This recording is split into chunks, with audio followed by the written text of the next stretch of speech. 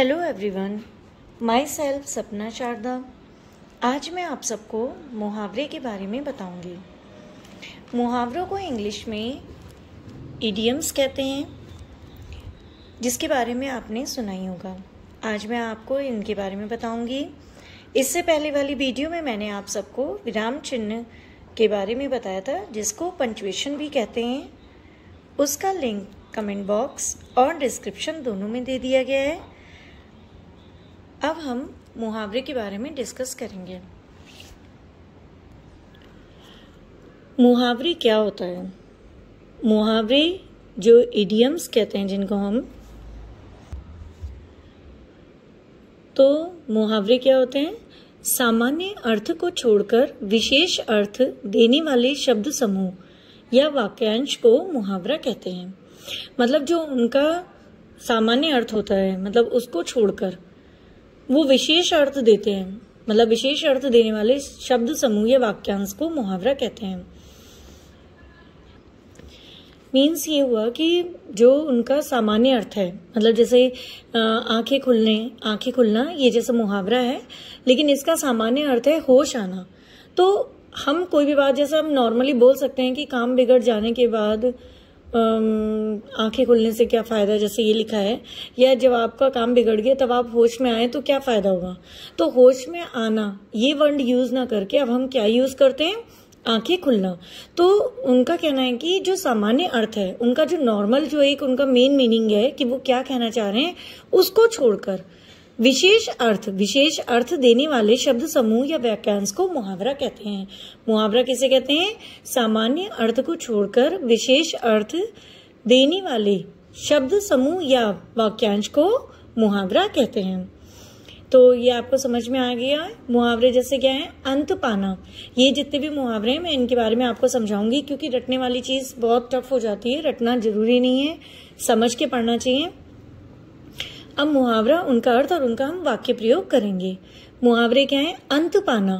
अंत पाना मतलब होता है भेद पाना। इसका अर्थ होता है भेद पाना। भगवान का अंत कौन पा सकता है? भाई आपको अंत का मतलब क्या होता है? एंड, द एंड होता है किसी भी चीज का। तो भगवान का एंड तो कोई कर ही नहीं सकता है, ये वो तो अनंत है, उनका तो अंत ही नहीं है। भेद पाना मतलब किसी भी चीज को भेद पाना। जैसे आप जो है उसको आप खत्म नहीं कर सकते हो, उसको आप भेद नहीं सकते हो, वहां से आर पार नहीं जा सकते हो। तो अंत पाना मतलब भेद पाना। तो भगवान का अंत कौन पा सकता है? भगवान का कोई भी अंत नहीं कर सकता, कोई भेद नहीं पा सकता। तो इसका मतलब क्या हुआ? अंत पाने का मतलब भेद पाना होता है। अगला हमारा आता है अपना उल्लू सीधा करना। मतलब जो लोग जो है, ये मुहावरा उन लोगों के लिए कहा जाता है जो लोग क्या करते हैं? अपना स्वार्थ सिद्ध करते हैं। मतलब वो लोग इतने सेल्फिश होते हैं कि उनको सिर्फ अपने काम से मतलब होता है और दूसरे के काम से कोई मतलब नहीं होता, बस उनका काम निकलना चाहिए। जैसे स्वार्थी व्यक्ति अपना उल्लू सीधा करने में लगे रहते हैं। जो सेल्फिश पर्सन होते हैं, जो सेल्फिश होते हैं, मतलब जो लोग बहुत मतलबी होते हैं, वो क्या करते हैं? सिर्फ अपना काम निकालने पे ध्यान देते हैं। तो वो क्या करते हैं? अपना उल्लू सीधा करने में लगे रहते हैं। तो स्वार्थी व्यक्ति अपना उल्लू सीधा करने में लगे रहते हैं। आंखें खुलना। आंखें खुलने का मतलब होता है होश आना। मतलब जब आप बेहोश होते हैं तो आपकी अक्सर आंखें बंद होती हैं, लेकिन होश आने पे आपकी आंखें खुली होती हैं। तो इसमें इस चीज को इसी से मतलब संबंध किया गया है। आंखें खुलने का मतलब हुआ होश आना। तो मतलब काम बिगड़ जाने के बाद आंखें खुलने से क्या फायदा? अब आपका काम बिगड़ गया है, उसके बाद अब आप आंखें खोल भी रहे हो तो क्या फायदा? पहले से ही आपको अलर्ट रहना चाहिए था, पहले से ही सतर्क रहना चाहिए था, है ना? अब होश में आने का क्या फायदा? तो उनका ये जो होश, मतलब आंखें खुलने का मतलब होता है होश में आना। तो ये चीज हमें समझनी होगी। आंखों का तारा। आंखों का तारा मतलब अत्यंत प्रिय। मतलब आंखों का तारा बहुत ज्यादा, जब हम किसी को पसंद करते हैं तो उसे कहते हैं ये तो मेरी आंखों का तारा है। जैसे मोहन अपनी माँ की आंखों का तारा है। मोहन क्या है? अपनी माँ की आंखों का तारा है। तो आंखों का तारा मीन्स अत्यंत प्रिय, मतलब बहुत ज्यादा पसंद जब हम करते हैं किसी को, बहुत फेवरेट होता है, तो उसे कहते हैं आंखों का तारा। तो मोहन अपनी आंखों का, माँ की आंखों का तारा है। अगला हमारा आता है अगर मगर करना। जब मैं ये सब कंप्लीट हो जाएंगे, एक बार हम रिवीजन फिर से करेंगे तो उससे हमें अच्छे से समझ में आ जाएंगे। अगर मगर करना। अगर मगर करना मतलब जैसे बहाने बनाना, टाल मटोल करना, है ना? तो इसका मतलब क्या हुआ, अगर मगर करने का मतलब हुआ टाल मटोल करना। तो बात साफ करो, अगर मगर करके मेरा समय बर्बाद मत करो, मेरा समय मत बर्बाद करो। या तो जो भी कहना है क्लियर कहो, लेकिन ये नहीं अगर मगर ऐसा वैसा इधर उधर, मतलब बातों को घुमा फिरा के मेरा टाइम वेस्ट मत करो, है ना। तो उनका कहना है अगर मगर करने का मतलब है टाला मटोली करना बातों को। तब वो कह रहे हैं कि बातों को, इसका वाक्य प्रयोग क्या बनेगा, बात को साफ करो, ये साफ साफ कहो, अगर मगर करके मेरा समय मत बर्बाद करो। उसके बाद आता है आंखें फेरना। आंखें फेरना मतलब जैसे आप आंखें फेर लेते हो, मतलब कोई आप किसी के साथ होते हो तो अधिकतर होता है आई कांटेक्ट बनता है, लेकिन आंखें फेर लेना मतलब उसे इग्नोर करना, मतलब आंखें फेर लेना मतलब उसका साथ छोड़ देना। भाई कोई आपसे, आप चाह रहे हो और आपसे कोई आंखें फेर ले रहा है तो इट मीन्स वो आपको जो है देखना नहीं चाहता है, वो आपको इग्नोर कर रहा है, मीन्स आपका साथ छोड़ दिया उसने, है ना। वो नहीं चाहता आपको और देखना या आपको अपनी लाइफ में नहीं चाहता, तो साथ छोड़ देना। तो इसका वाक्य क्या बनेगा, बुरे दिनों में सगे संबंधी भी आंखें फेर लेते हैं, मुंह फेर लेते हैं, आंखें फेर लेते हैं। बुरे दिनों में सगे संबंधी भी क्या करते हैं, आंखें फेर लेते हैं। अब उसके बाद होता है आग बबूला होना।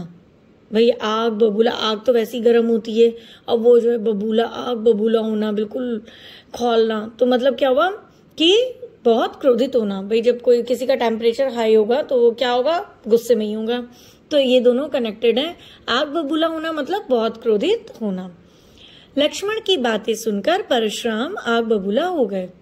लक्ष्मण ने जो बातें कही उनको सुनकर परशुराम क्या हो गए, आग बबूला हो गए। तो आग बबूला होने का मतलब क्या हो गया, बहुत क्रोधित होना। अपने पैरों पर खड़ा, अपने पैरों पर खड़ा होना।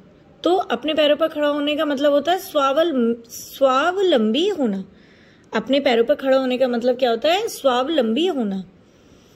पढ़ लिखकर अपने पैरों पर खड़े होने का प्रयास करना चाहिए। हमें पढ़ लिखकर अपने पैरों पर खड़े होने का प्रयास करना चाहिए, मीन्स हमें जो है स्वावलंबी होना चाहिए, मतलब हमें इसका ट्राई करना चाहिए, हमें इसका स्वावलंबी होने का प्रयास करना चाहिए। तो अपने पैरों पर खड़ा होना, स्वावलंबी होना, है ना। और पढ़ लिखकर अपने पैरों पर खड़े होने का प्रयास करना चाहिए। अंग अंग ढीला होना। अंग अंग ढीला होना मतलब अब जो है बिल्कुल भी शरीर में ताकत नहीं रही। भाई जब आप बिल्कुल सॉलिड होते हो, जब आपके अंदर मतलब बॉडी में जो है एकदम से टाइटनेस होती है, सॉलिड हो, तो इट मीन्स आप बिल्कुल पूरी, आप में एनर्जेटिक हो, आप पूरी एनर्जी है काम करने की। लेकिन ये जब आपका ये कहते हैं अंग अंग ढीला होना, अधिकतर कहते हैं कि जब बुढ़ापा आता है तो आपके मतलब ऑर्गन्स अच्छे से वर्क नहीं करते हैं और आपका शरीर जो है थका थका होता है, आपके शरीर में अंगों में वो ताकत नहीं होती, वो ढीले पड़ जाते हैं, ऐसा कहते हैं। तो अंग अंग ढीला होने का मतलब होता है, वो इसलिए कहा जाता है, इसका मतलब ये होता है बहुत थक जाना, बहुत ज्यादा थक जाना। कड़ी मेहनत के कारण उसके अंग अंग ढीले हो गए, मतलब वो जो बहुत ज्यादा मेहनत कर रहा था तो उसके कारण वो क्या हो गया, बहुत ज्यादा थक गया, उसके अंग अंग ढीले हो गए। अक्ल से पैदल होना। अक्ल से पैदल होना तो मतलब बुद्धिहीन होना। भाई जब जिसमें अक्ल ही नहीं है तो वो ऑब्वियस है, अक्ल मतलब बुद्धि। अब बुद्धि जब है ही नहीं, अक्ल ही नहीं है, अक्ल से पैदल होना का मतलब क्या हुआ, बुद्धिहीन होना। बुद्धि है ही नहीं उसमें, बुद्धिहीन होना। वह तो अक्ल से पैदल है, अन्यथा परीक्षा के दिनों में भी इस तरह नहीं घूमता। वह तो अक्ल से पैदल है, नहीं तो परीक्षा के दिनों में भी इस तरह नहीं घूमता। वह तो अक्ल से पैदल है, नहीं तो परीक्षा के दिनों में भी इस तरह नहीं घूमता। अब है ईद का चांद होना।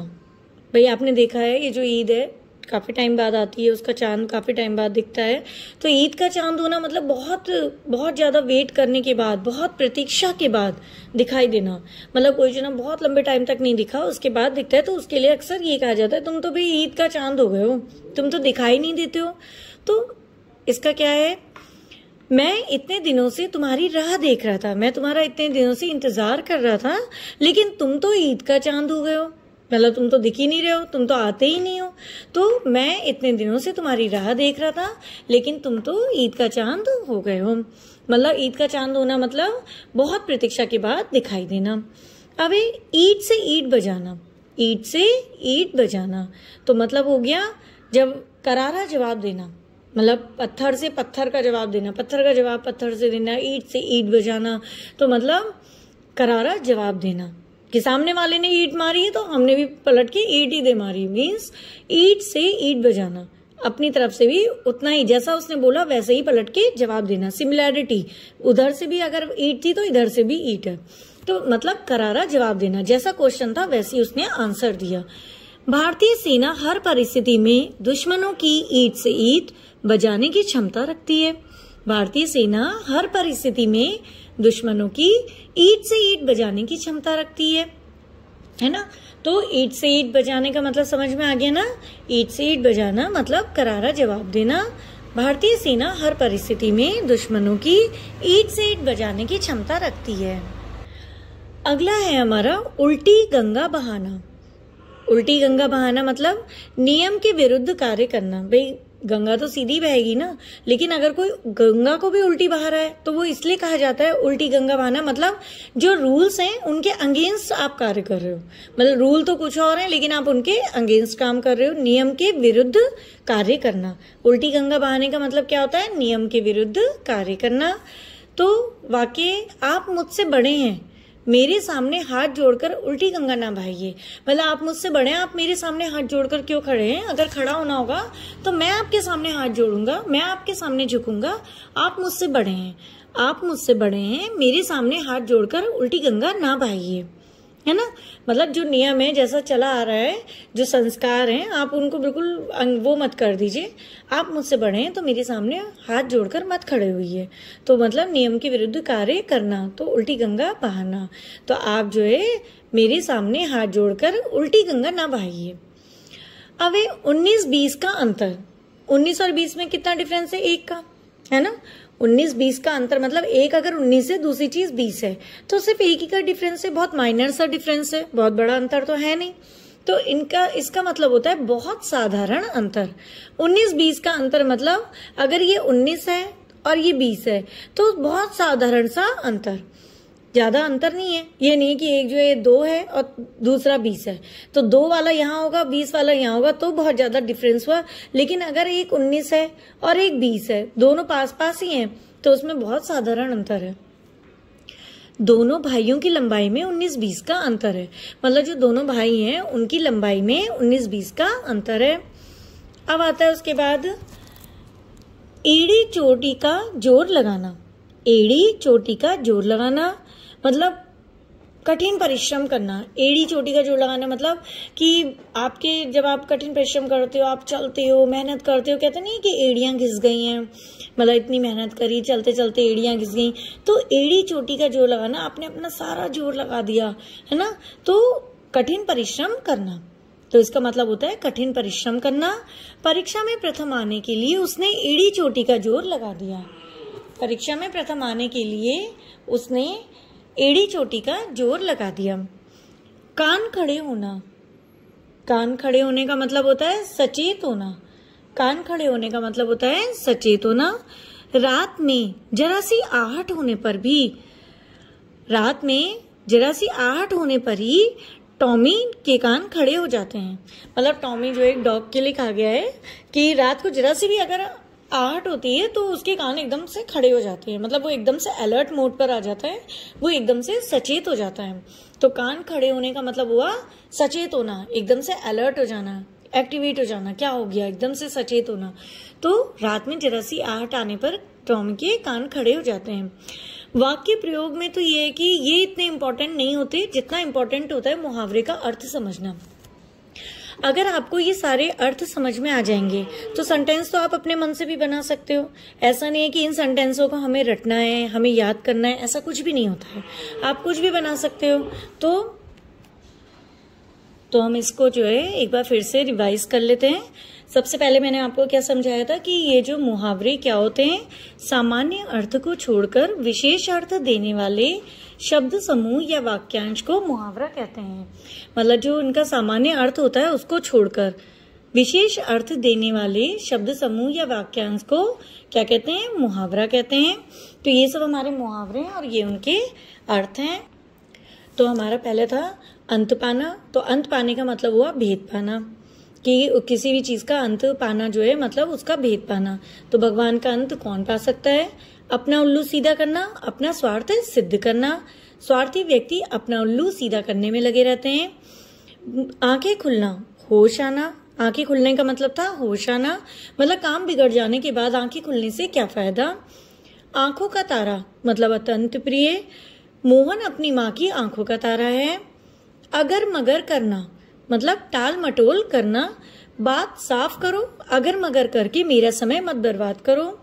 आंखें फेरना, साथ छोड़ देना मतलब बुरे दिनों में सगे संबंधी भी आंखें फेर लेते हैं। आग बबूला होना, बहुत क्रोधित होना। लक्ष्मण की बातें सुनकर परशुराम आग बबूला हो गए। अपने पैरों पर खड़ा होना, स्वावलंबी होना। पढ़ लिखकर अपने पैरों पर खड़े होने का प्रयास करना चाहिए। अंग अंग ढीला होना, बहुत थक जाना। कड़ी मेहनत के कारण उसके अंग अंग ढीले हो गए।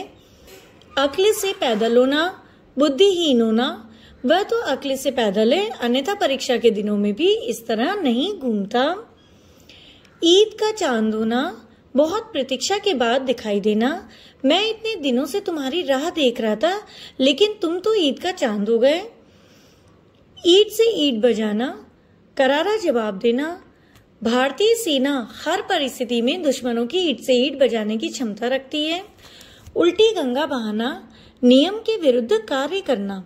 उल्टी गंगा बहाना मतलब नियम के विरुद्ध काम करना। आप मुझसे बड़े हैं, मेरे सामने हाथ जोड़कर उल्टी गंगा ना बहाइए। 19-20 का अंतर मतलब बहुत साधारण सा अंतर। दोनों भाइयों की लंबाई में 19-20 का अंतर है। एड़ी चोटी का जोर लगाना, कठिन परिश्रम करना। एड़ी चोटी का जोर लगाना मतलब कठिन परिश्रम करना। परीक्षा में प्रथम आने के लिए उसने एड़ी चोटी का जोर लगा दिया। कान खड़े होना, सचेत होना।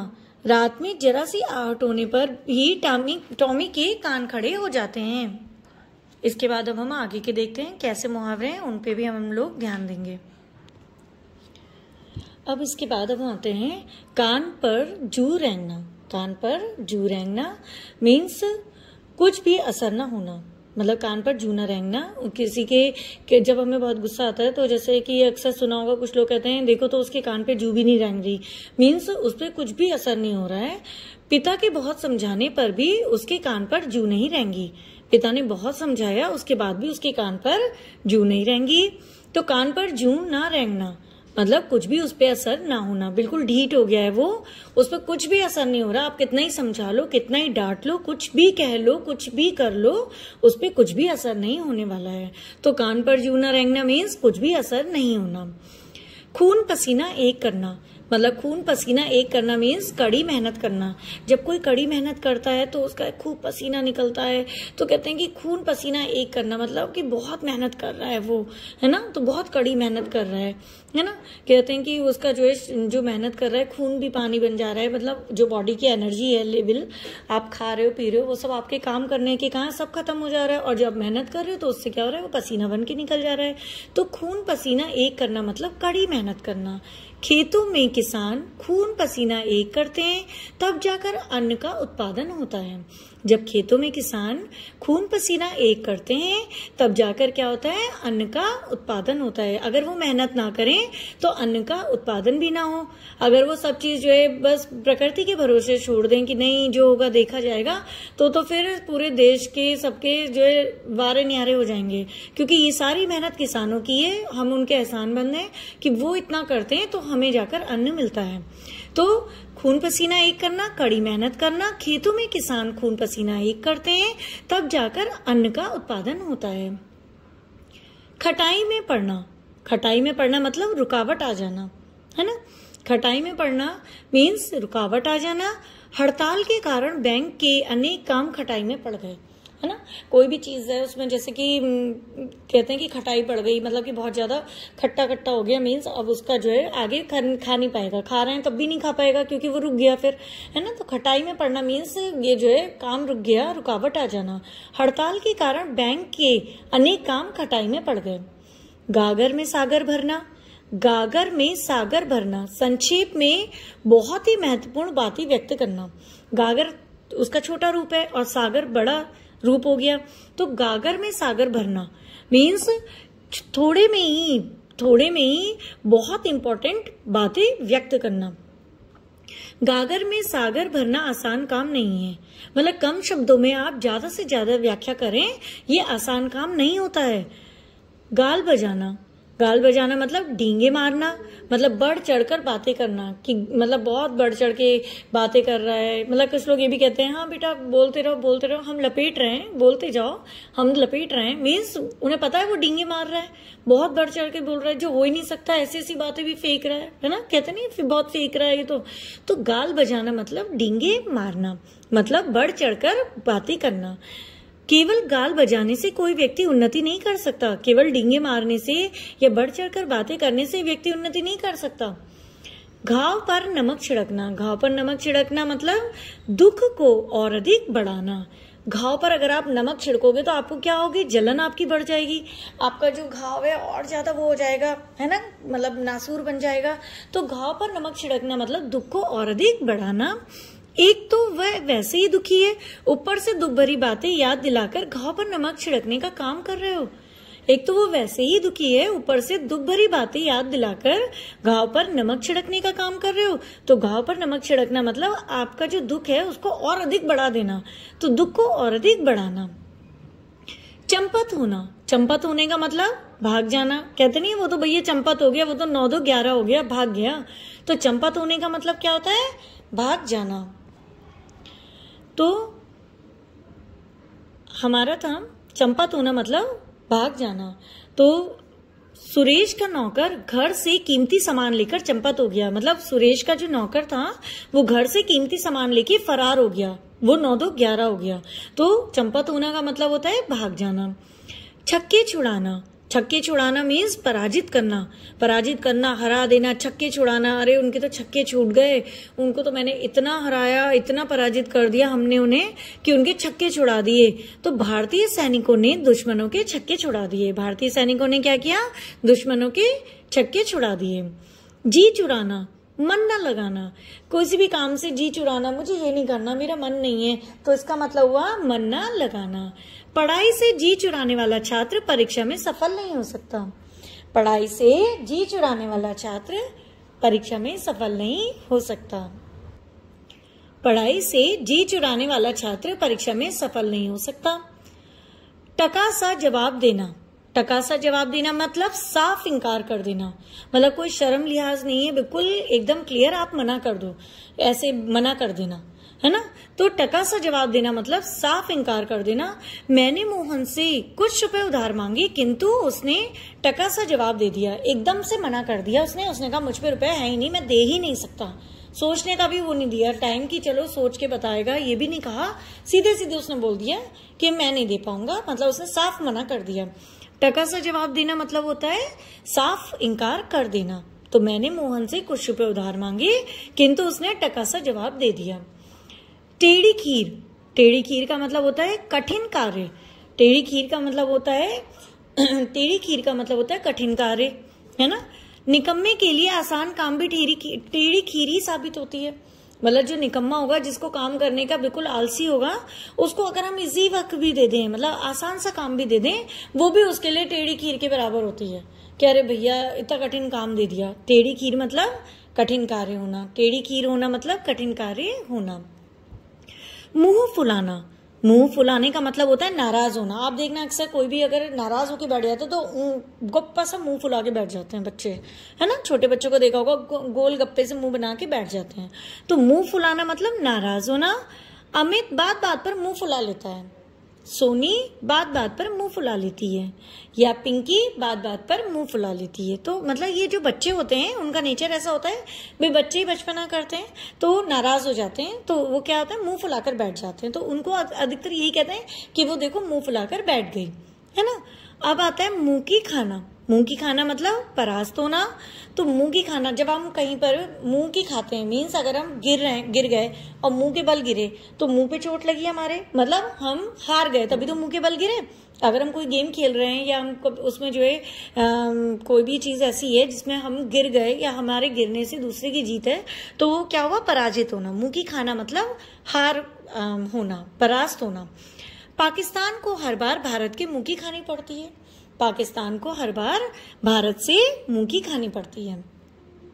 मुंह उतरना, मुंह उतरना मतलब उदास होना, बिल्कुल उतर गया, कहते हैं अरे देखो उसका चेहरा कितना उतर गया, अरे उसका मुंह कितना उतर गया, उदास है बिल्कुल। तो कई लोग उदास है नहीं कहते, सीधे कहते हैं अरे इसका देखो चेहरा तो बिल्कुल उतर ही गया है। तो मुंह उतरना मतलब उदास होना। परीक्षा में असफल होने पर गोलू का मुंह उतर गया, है ना। परीक्षा में असफल होने पर गोलू का मुंह उतर गया, वो बिल्कुल उदास होकर बैठ गया। पीठ दिखाना, भाग जाना। पीठ दिखाना मतलब जैसे हम किसी को पीठ दिखा रहे हैं, मतलब उसको हम फेस नहीं कर रहे हैं। फेस करना मतलब होता है किसी चीज का सामना करना, है ना। और पीठ दिखाने का मतलब हुआ कि हम जो है पीठ दिखा रहे हैं, मीन्स अब हम उसका सामना नहीं कर सकते, इट मीन्स भाग जाना। चुनौती से पीठ दिखाने वाले लोग कायर कहे जाते हैं। कोई अगर चैलेंज हमारे सामने आया है और उसी से हम पीठ दिखाते हैं, हम भागते हैं कि नहीं भैया हम नहीं कर पाएंगे, तो चुनौती से पीठ दिखाने वाले लोग क्या कहलाते हैं? कायर कहलाते हैं। सिर पीटना, सिर पीटना, सिर पीटना मतलब दुखी होना। सर पीट रहे हैं तो मतलब दुखी होना। पहले परिश्रम ना करने वाले को बाद में सर पीटना पड़ता है। भाई जब आप परिश्रम नहीं करोगे बाद में सर ही तो पीटोगे कि हाय ये क्या हो गया, मुझे तो पता ही नहीं था, ऐसा हो जाएगा, तो फिर बाद में आप दुखी होते रहो। भाई पहले ही परिश्रम कर लेते तो सर पीटने की नौबत ही नहीं आती। सर पीटना मतलब दुखी होना। पहले परिश्रम ना करने वाले बाद में क्या करते हैं? सर पीटते हैं। जान पर खेलना, जान पर खेलने का मतलब है प्राणों की भी परवाह ना करना। जान मतलब क्या हुआ? प्राण हो गए, तो प्राणों की भी परवाह ना करना कि प्राण जाएं तो चाहें कोई नहीं। कुछ लोग होते हैं प्राण जाएं पर वचन ना जाए, मतलब प्राण चले जाएं लेकिन जो मैंने बात कही है वो मेरी बात खाली ना रह जाए, मैं अपनी बात पूरी करूंगा। तो जान पर खेलना मतलब प्राणों की भी परवाह नहीं करना। हम जान पर खेलकर भी अपने देश की रक्षा करेंगे, हम जान पर खेलकर भी अपने देश की रक्षा करेंगे, है ना। जान पर खेलने का मतलब क्या हुआ? प्राणों की परवाह ना करना। अब तब करना, अब तब करना मतलब बहाना करना। जैसे वह एक आपका पहले आया था टाला मटोल करना, अगर मगर करना, है ना। ऐसे अब तब करना, अब तब करना मतलब बहाना करना। जैसे कि बात बात पे जैसे हम कोई भी काम कहेंगे तो वो बहाने बना दें कि नहीं ऐसे हो गया, मेरे सर में दर्द हो रहा है, हमने कहा ये कर दो, नहीं मेरे ना बहुत आजकल पैरों में दर्द हो रहा है, मैं नहीं कर पाऊंगी। तो मतलब अब तब करना मतलब बहाने करना। तो कुछ लोगों की अब तक करने की आदत होती है, उनको प्रॉब्लम नहीं होती है, मतलब उनके शरीर में कोई प्रॉब्लम नहीं है, लेकिन वो लोग क्या करते हैं? झूठ मूठ के बहाने करते हैं। अगर आपने कोई काम बता दिया तो उन्हें लगेगा पता नहीं उन्हीं से क्या कह दिया, तो वो बहाने करते हैं। वो जो लोग थोड़े से कनिंग होते हैं, जो नहीं करना चाहते किसी का काम, वो सोचते हैं सिर्फ हमारा ही काम निकले, जो स्वार्थी होते हैं, तो वो क्या करते हैं? कुछ लोग की अब तक करने की आदत होती है। आप कुछ भी कह लो, वो कोई ना कोई बहाना बना के निकल लेंगे, है ना। नाक रगड़ना, नाक रगड़ना मतलब दीनता पूर्वक याचना करना। नाक रगड़ना मतलब बहुत ही ज्यादा दयनीय स्थिति में आप जो कोई चीज की याचना कर रहे हो, आप रिक्वेस्ट कर रहे हो, तो नाक रगड़ना मतलब दीनता पूर्वक याचना करना। रामू ने मालिक के सामने बहुत नाक रगड़ी लेकिन उसका काम नहीं बना। रामू ने अपने मालिक के सामने, जो उसका मालिक था, जो उसका बॉस था, उसके सामने उसने बहुत नाक रगड़ी, बहुत उसने गिड़गिड़ाया, बहुत उसने रिक्वेस्ट करी, लेकिन उसका काम नहीं बना। तो नाक रगड़ना मतलब नाक रगड़ने की नौबत आ गई। भाई आपके नाक रगड़ने की नौबत आ गई, इट मीन्स आप इतने ज्यादा मजबूर हो गए कि आप जो उनसे दीनता पूर्वक याचना कर रहे हो, कोई चीज बहुत मजबूरी में आप मांग रहे हो, आप उनकी हेल्प चाह रहे हो। तो रामू ने मालिक के सामने बहुत नाक रगड़ी लेकिन उसका काम नहीं बना। मुंह पकड़ना, मुंह पकड़ना मतलब बोलने से रोकना। भाई आप मुंह से बोलते हो, मुंह पकड़ना मतलब आपको बोलते हुए कोई रोक रहा है ना। तो मुंह पकड़ना मतलब बोलने से रोकना। प्रजातंत्र में कोई किसी का मुंह नहीं पकड़ सकता, सब अपनी बात कहने के लिए स्वतंत्र हैं। प्रजातंत्र में कोई भी किसी का मुंह नहीं पकड़ सकता, सब अपनी बात कहने के लिए स्वतंत्र है। ये तो आपको पता है। मुझे अपनी कोई बात कहनी होगी मैं भी रख सकती हूँ, आपको अपनी कोई बात कहनी होगी आप भी रख सकते हैं, है ना। तो जो सब लोग हैं मतलब उनका कहना है कि प्रजातंत्र में कोई किसी का मुंह नहीं पकड़ सकता, सब अपनी बात कहने के लिए स्वतंत्र हैं। सर उठाना, सर उठाना मतलब विरोध करना।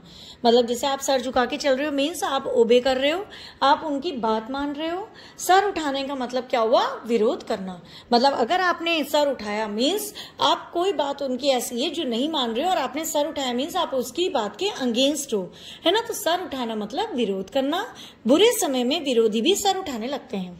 बुरे समय में जो हमारे दुश्मन होते हैं वो भी सर उठाने लगते हैं, क्योंकि उन्हें पता है हमारा बुरा समय चल रहा है, तो वो भी पीछे से अपनी जो है कुछ ना कुछ करते रहते हैं। मतलब कि उन्हें भी ये लगता है, क्योंकि उन्हें पता है कि जो है ये तो इसका बुरा समय चल रहा है, तो वो भी ऐसे टाइम का फायदा उठाते हैं। तो सर उठाना मतलब विरोध करना, बुरे समय में विरोधी भी सर उठाने लगते हैं। तो हम इस वाले को भी एक बार फिर से फटाफट रिविजन कर लेते हैं, ज्यादा टाइम नहीं लेंगे। कान पर जूं न रेंगना, कुछ भी असर न होना। कान पर जूं न रेंगना, कुछ भी असर न होना। और मतलब पिता के बहुत समझाने पर भी उसके कान पे जूं नहीं रेंगी।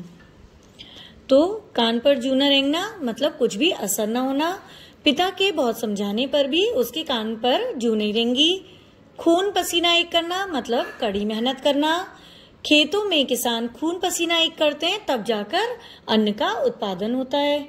खटाई में पड़ना मतलब क्या था? रुकावट आ जाना। हड़ताल के कारण बैंक के अनेक काम खटाई में पड़ गए। गागर में सागर भरना, संक्षेप में बहुत ही महत्वपूर्ण बातें व्यक्त करना।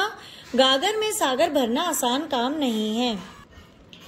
गाल बजाना, डींगे मारना मतलब बढ़ चढ़कर बातें करना। केवल गाल बजाने से कोई व्यक्ति उन्नति नहीं कर सकता। खटाई में पड़ना, रुकावट आ जाना। हड़ताल के कारण बैंक के अनेक काम खटाई में पड़ गए। वही हड़ताल हो गई जिसके कारण क्या हुआ? बैंक के अनेक काम खटाई में पड़ गए। तो खटाई में पड़ना मतलब रुकावट आ जाना। गागर में सागर भरना, संक्षेप में बहुत ही महत्वपूर्ण बातें व्यक्त करना, कम शब्दों में ज्यादा बातों को एक्सप्लेन कर देना। तो गागर में सागर भरना आसान काम नहीं है। गाल बजाना, डींगे मारना, बढ़ चढ़कर बातें करना। केवल गाल बजाने से कोई व्यक्ति उन्नति नहीं कर सकता। घाव पर नमक छिड़कना, दुख को और अधिक बढ़ाना। एक तो वैसे ही वह दुखी है, ऊपर से दुख भरी बातें याद दिलाकर घाव पर नमक छिड़कने का काम कर रहे हो। तो घाव पर नमक छिड़कना मतलब दुख को और अधिक बढ़ाना। चंपत होना, चंपत होना मतलब भाग जाना। सुरेश का नौकर घर से कीमती सामान लेकर चंपत हो गया। वो घर से 9-2-11 हो गया। चंपत होना मतलब भाग जाना। छक्के छुड़ाना, छक्के छुड़ाने का मतलब है पराजित करना। भारतीय सैनिकों ने दुश्मनों के छक्के छुड़ा दिए। जी चुराना, जी चुराने का मतलब होता है मन न लगाना। पढ़ाई से जी चुराने वाला छात्र परीक्षा में सफल नहीं हो सकता। टका सा जवाब देना, साफ इनकार कर देना। मैंने मोहन से कुछ रुपए उधार मांगे, किंतु उसने टका सा जवाब दे दिया। टेढ़ी खीर, कठिन कार्य। टेढ़ी खीर होना मतलब कठिन कार्य करना। निकम्मे के लिए, टेढ़ी खीर होने का मतलब हुआ कठिन कार्य होना। निकम्मे के लिए आसान काम भी टेढ़ी खीर के बराबर होता है। मुंह फुलाना, मुंह फुलाने का मतलब क्या हुआ? मुंह फुलाना, मुंह फुलाना का मतलब होता है नाराज होना। अमित बात बात पर मुंह फुला लेता है। मुंह की खाना, परास्त होना। पाकिस्तान को हर बार भारत से मुंह की खानी पड़ती है। मुंह उतरना, उदास होना। परीक्षा में असफल होने पर गोलू का मुंह उतर गया। पीठ दिखाना, भाग जाना। चुनौती से पीठ दिखाने वाले लोग कायर कहे जाते हैं। सर पीटना, सिर पीटना, दुखी होना। पहले परिश्रम ना करने वालों को बाद में सर पीटना पड़ता है। जान पर खेलना, प्राणों की भी परवाह न करना। हम जान पर खेलकर भी अपने देश की रक्षा करेंगे। अब तब करना मतलब बहाने करना। कुछ लोगों की अब तब करने की आदत होती है। नाक रगड़ना, दीनता पूर्वक याचना करना। रामू ने मालिक के सामने बहुत नाक रगड़ी, लेकिन उसका काम नहीं बना। मुंह पकड़ना, बोलने से रोकना। प्रजातंत्र में कोई भी से किसी का मुंह नहीं पकड़ सकता। सब अपनी बात कहने के लिए स्वतंत्र हैं। सिर उठाना मतलब विरोध करना। बुरे समय में विरोधी भी सिर उठाने लगते हैं। तो ओवरऑल आपको समझ में आ गया ना कि मुहावरे क्या होता है? मुहावरे का मतलब होता है सामान्य अर्थ को छोड़कर विशेष अर्थ देने वाले जो शब्द समूह या वाक्यांश होते हैं उनको हम क्या कहते हैं? मुहावरा कहते हैं। मतलब जो उनके सामान्य अर्थ हैं उनको छोड़कर हमने क्या करा? जो विशेष अर्थ देने वाले शब्द समूह हैं उनको हमने क्या कहा है? मुहावरा कहा है। तो ये हमारे मुहावरे कहलाते हैं। तो अब हमारा यहाँ पर आ जाता है, अब आपका चैप्टर कंप्लीट हो गया है। इसके बाद अब हमारा क्या आता है, आपने क्या सीखा, मतलब अभी तक का जो चैप्टर मैंने आपको कराया था तो उसमें अब हमने क्या सीखा ये जानना भी जरूरी है भाई, तभी तो हम एग्जाम में कर पाएंगे जब हमें ये पता होगा कि हमने जो पुराना पढ़ा है वो हमें समझ में आया कि नहीं। तो इससे हमें कंफर्म हो जाएगा, हमारा रिवीजन भी हो जाएगा। तो क्वेश्चन है, निम्नलिखित मुहावरों के अर्थ लिखो। निम्नलिखित मुहावरों के हमें इसमें अर्थ लिखने हैं। मुहावरे क्या क्या हैं वो देखते हैं। पहला है अगर मगर करना। पहला क्या है, अगर मगर करना। तो अगर मगर करना मतलब टाल मटोल करना। तो अगर मगर करने का मतलब क्या बताया था मैंने, टाल मटोल करना। मुंह की खाना मतलब परास्त होना, मैंने बताया था ना, मुंह के बल गिरना, पराजित होना। पीठ दिखाने का मतलब भाग जाना। भाई हम कोई चीज को अगर फेस कर रहे हैं, सामना कर रहे हैं, तो हम फेस दिखाएंगे ना उसकी तरफ, लेकिन अगर हम अपनी पीठ दिखा रहे हैं, फेस नहीं दिखा रहे हैं, इट मीन्स हम जो है भाग रहे हैं उस चीज से। मुंह उतरना। मुंह उतरना मतलब उदास होना, मतलब बहुत ज्यादा उसका देखो मुंह उतर गया, तो मुंह उतरना मतलब उदास होना। अब तब करना मतलब बहाने करना कि ये जना जो है अब तब करना, मैं अब कर दूंगा, अच्छा मैं तब कर दूंगा, अच्छा मैं कल को कर दूंगा, मैं कल परसों, मतलब उसे करना नहीं है लेकिन वो टाल रहा है काम को, तो उसको कहते हैं बहाने करना, कि वो तो हमेशा अब तब करता है, उससे काम कह के कोई फायदा नहीं है। तो अब तब करने का मतलब क्या हुआ, बहाने करना। अब हम नेक्स्ट क्वेश्चन पे आते हैं। नेक्स्ट क्वेश्चन हमारा क्या है, उचित मुहावरे छांटकर खाली जगह पर भरो। ठीक है, मुहावरे क्या क्या दे रखे हैं, सिर पीटना, आंखों का तारा, जी चुराना, 19-20 का अंतर, चंपत होना। सबके अर्थ हमें पता ही है। अब हम देखते हैं किस जगह पे क्या हम यूज कर सकते हैं। तो पहला हमारा क्या है, काम से डैश अच्छी बात नहीं है। तो काम से क्या है, सिर पीटना, आंखों का तारा, 19-20 का अंतर, चंपत होना, ये तो होगा नहीं। काम से कोई जी चुरा सकता है, तो काम से जी चुराना अच्छी बात नहीं है। पहले परिश्रम ना करने वालों की बाद में क्या करना पड़ता है, सिर पीटना पड़ता है। भाई वो जो 19-20 का अंतर, चंपत होना और आंखों का तारा तो कहीं फिट ही नहीं हो रहा है, तो पहले परिश्रम ना करने वालों को बाद में सर पीटना पड़ता है। राजू अपनी माँ की क्या है, आंखों का तारा है। भाई वो अपनी माँ की आंखों का तारा है ना, राजू अपनी माँ की आंखों का तारा है। यहाँ पे की लगेगा। राजू अपनी माँ की आंखों का तारा है। धूर्त नौकर घर का सामान लेकर क्या हो गया, चंपत हो गया। भाई वो 9-2-11 हो गया, भाग गया, अब तो वो सामान ले गया, अब नहीं आने वाला हाथ। तो धूर्त नौकर घर का सामान लेकर चंपत हो गया। अब है दोनों भाइयों की लंबाई में 19-20 का अंतर है। यहाँ पे लिखा है ना 19-20 का अंतर, ये डिजिट में इसलिए लिख दिया क्योंकि यहाँ पे जगह मतलब स्पेस कम था, तो इस तरह ना लिख के ये ऐसे डिजिट्स में लिख दिया है। लेकिन ये दोनों भाई की लंबाई में 19-20 का अंतर है। पर आपको एग्जाम्स में प्रॉपर जगह होती है आंसर लिखने की, तो आप जो है यही चीज ऐसे ही लिखिएगा। ये सिर्फ स्पेस के कारण लिखा गया है, कम स्पेस के कारण आप ऐसे मत करना, आप 19-20 का अंतर यही ऐसे ही लिखना। दोनों भाइयों की लंबाई में 19-20 का अंतर है, ये भी आपको अच्छे से समझ में आ गया होगा।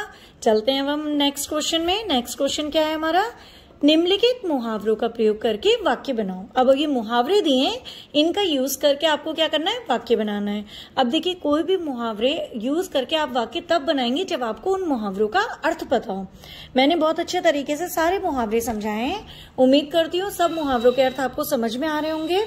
तो अब जैसे है पहला, नाक रगड़ना। नाक रगड़ना, नाक रगड़ने का मतलब क्या है, नाक रगड़ने का मतलब होता है, आपको मैंने बताया था, दीनता पूर्वक याचना करना। मतलब जब कोई जो है बहुत ज्यादा मजबूर हो गया और वो रेस्पेक्ट मतलब आपसे रिक्वेस्ट कर रहा है कि प्लीज आप उसकी हेल्प कर दो, तो नाक रगड़ने का मतलब क्या था, दीनता पूर्वक याचना करना। राजू ने अपने मालिक के सामने नाक रगड़ी और कोई उसका फायदा नहीं हुआ, है ना, और कोई भी उसको फायदा नहीं हुआ। जान पर खेलना, जान पर खेलने का मतलब होता है प्राणों की परवाह न करना। जान पर खेलने का मतलब होता है प्राणों की परवाह न करना। वह जान पर खेलकर बंदर से टोपी लाया। अरे वाह, वह जान पर खेलकर बंदर से टोपी लाया, क्योंकि बंदर टोपी आसानी से देने वाला तो था नहीं। ये सेंटेंस अच्छा है, बंदर टोपी आसानी से देने वाला नहीं था, लेकिन उसके लिए उसने जान पर ही खेला, क्योंकि बंदर ने अगर उस पर अटैक कर दिया तो पता नहीं क्या क्या हो जाता। तो इसलिए वो जान पर खेलकर बंदर से टोपी लाया। अब हम अगला देखते हैं। अगला हमारा है छक्के छुड़ाना। छक्के छुड़ाने का मतलब है पराजित करना। उसने सबके छक्के छुड़ा दिए, उसने सबके या दुश्मनों के छक्के छुड़ा दिए। उसके अगले का अब हम देखेंगे कि क्या था, टकासा जवाब देना। टकासा जवाब देने का मतलब होता है साफ इनकार कर देना, एकदम से मना कर देना। मैंने रोहित से घड़ी मांगी या रबड़ मांगी, हाँ रबड़ है, मैंने रोहित से रबड़ मांगी तो उसने टकासा जवाब दे दिया, मतलब उसने साफ इनकार कर दिया। या मैंने रोहित से घड़ी मांगी तो उसने टकासा जवाब दे दिया, मतलब उसने मना कर दिया, मैं नहीं दूंगा भाई, है ना। ऐसी मैंने इरेजर मांगी, पेंसिल मांगी, कुछ भी आप लिख सकते हैं यहाँ पर। मैंने रोहित से रबड़ मांगी तो उसने टकासा जवाब दे दिया। मुंह की खाना, मुंह की खाना का मतलब होता है पराजित होना। तो पराजित होना मतलब सोहन को हर बार उससे मुंह की खानी पड़ती है, मतलब वो अपना दोस्त होगा जिससे भी है वो हर बार हार जाता होगा। तो मुंह की खाने का मतलब क्या है, पराजित होना। सोहन को हर बार उससे मुंह की खानी पड़ती है। ओवरऑल आपको चैप्टर समझ में आ गया होगा, मैंने बहुत अच्छे तरीके से समझाया है, कुछ भी इसमें टफ नहीं है। बस मन लगाकर अगर आप ध्यान से इस चैप्टर को समझे, बहुत इजी चैप्टर है। लोग हवा बनाते हैं बहुत टफ होते हैं हिंदी ग्रामर कोई टफ नहीं है, सिर्फ ये ध्यान लगाकर पढ़ने वाली बात है। तो आप मन लगाकर देखिए, आपको सब कुछ समझ में आएगा। अब बस लास्ट में मैं ये कहना चाहूंगी कि प्लीज वीडियो को लाइक करिए और चैनल को सब्सक्राइब करिए, बेल नोटिफिकेशन को ऑल पर सेट कर दीजिए जिससे मेरी सारी वीडियोस आपको पहुंच सकें। इसके बाद में नेक्स्ट वीडियो जो बनाऊंगी वो हमारा चैप्टर होगा पर्यायवाची शब्द। पर्यायवाची शब्द के बारे में मैं जो है मतलब जिसमें सिनोनिम्स, इन सब के बारे में आपने सुना ही होगा, सिनोनिम्स होते हैं, तो इसके ऊपर मैं जो है वीडियो बनाऊंगी। ये भी आपको समझ में आ जाएगा क्योंकि इसमें भी बहुत मतलब एग्जाम्स में ये भी आते हैं, ये सब इम्पोर्टेंट है, तो इसको भी आप ध्यान से पढ़िएगा। तो नेक्स्ट वीडियो में हम लोग मिलते हैं अगली वीडियो में। Bye, thank you, thanks for watching.